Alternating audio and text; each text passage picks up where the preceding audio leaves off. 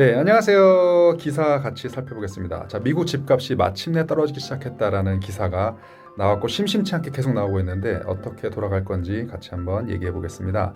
2011년 이후 최대 하락폭으로 집값이 떨어진 것이 이미 집계가 되어버렸습니다. 미국 집값이 월간 기준으로 3년 만에 하락세로 돌아선 것으로 나타났다.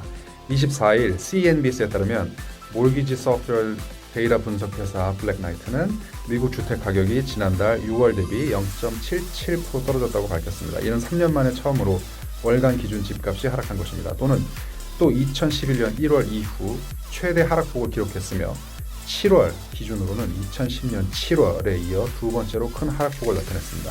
여러분 2010년, 2011년 이때 무슨 일이 있었을까요? 서프라임 몰게지로 인해서 집값이 폭락했던 상황이었었죠. 그 당시에 집값이 폭락했던 것은 일종의 깡통 계좌들이 많아서 융자를 아주 무분별하게 법도 체계도 많이 잘 잡혀 있지 않은 상태에서 막 준 겁니다. 그래서 깡통 계좌를 3개, 4개씩 갖고 있는 사람들이 쉽게 던질 수 있었습니다. 이런 물량들이 한꺼번에 쏟아져 나오면 집값이 조정이 되게 돼 있는 거죠. 그래서 집값이 폭락을 했었던 때가 있었죠. 코로나19 사태 이후에 치솟던 미국 집값이 왜 코로나19 이후에 집값이 치솟았을까요? 정부가 돈을 찍어내기 시작하고요.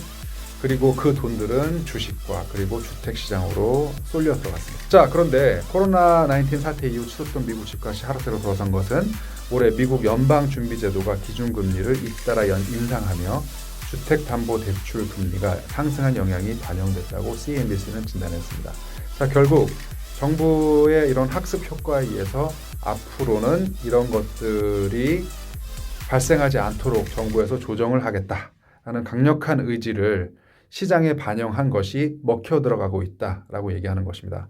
그래서 앞으로 부동산 시장은 여러 가지의 요소들이 당연히 반영돼야 되겠지만 그 중에서 가장 중요한 연준, 페드에서 어떤 뉴스를 발표할 것이냐에 따라서 그리고 그것이 실제로 행해지냐에 따라서 시장이 반응을 한다. 쉽게 얘기하면 지금 이미 집값이 너무 올라서 1밀리언까지 올랐던 예전 같으면은 뭐 지금 최근 1년 동안 뭐 20% 이상씩 올랐지 않습니까? 그래서 20% 그래서 한 뭐 7, 80만짜리 보던 것들을 이제는 1밀리언을 줘야 살 수 있다라는 겁니다. 자, 그런데 그 1밀리언을 줘야 되는 집이 이자가 오름으로 인해서 80만으로 다시 내려왔다. 그러니까 이 80만짜리는 예전에 60만짜리였던 거죠.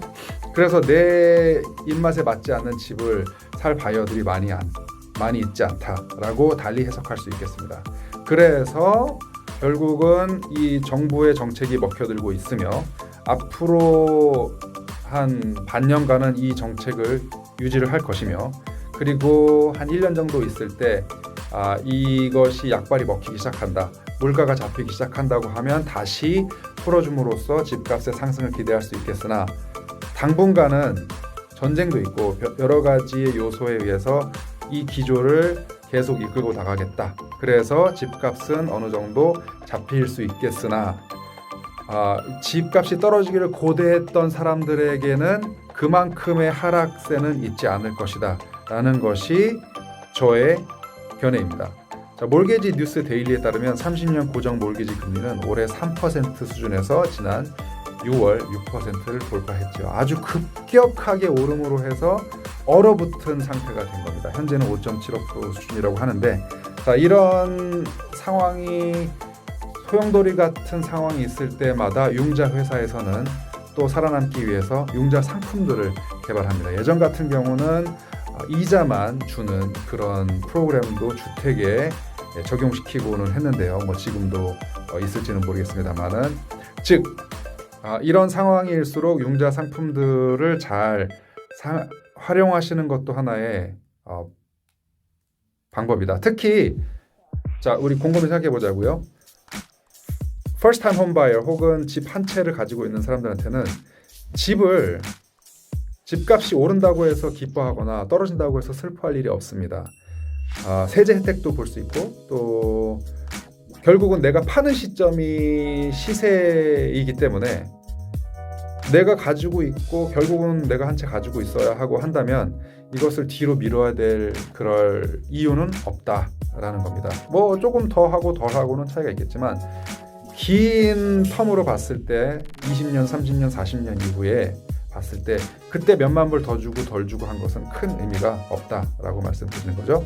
블랙나이트의 앤디 월든 리서치 부사장은 우리는 7월 데이터가 시장이 중요한 변곡점에 있다는 명확한 증거를 제공한다고 본다며 추가 가격 조정이 있을 수 있다라고 예상했다는 말씀은 정부가 어떻게 하겠느냐라는 것을 지켜보겠다라고 판단하시면 될 것 같습니다.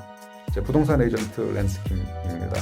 앞으로 자주 이런 기사를 보면서 제가 영상을 뭐 만지려고 그랬더니 시간도 너무 오래 걸리고 안 하게 되더라고요. 그래서 이렇게 그때그때 나오는 것들을 같이 해석하는 것이 더 저한테도 좋고 혹시 제 영상을 보시는 분한테도 도움이 되어드리면 좋겠습니다. 자주 인사드리겠습니다. 감사합니다.